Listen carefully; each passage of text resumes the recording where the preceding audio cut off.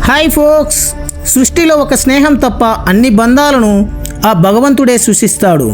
కేవలం స్నేహితులను మాత్రం ఎంపిక చేసుకునే అవకాశం మనకు కల్పిస్తాడు.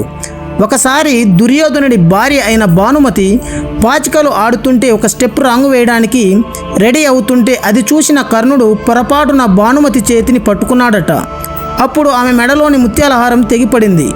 అప్పుడు కర్ణుడు తాను చేసిన పని అర్థమై అయ్యో స్నేహితుడి భార్య చేయి తాకాను అనే ఫీల్ అవుతుంటే అది చూసిన దుర్యోధనుడు నేల మీద పడిన ముత్యాలను ఏరి స్నేహితుడి చేతిలో పెట్టి కర్ణుడిని కౌగలించుకున్నాడట. అది కర్ణుడిపై దుర్యోధనుడికి ఉన్న నమ్మకం.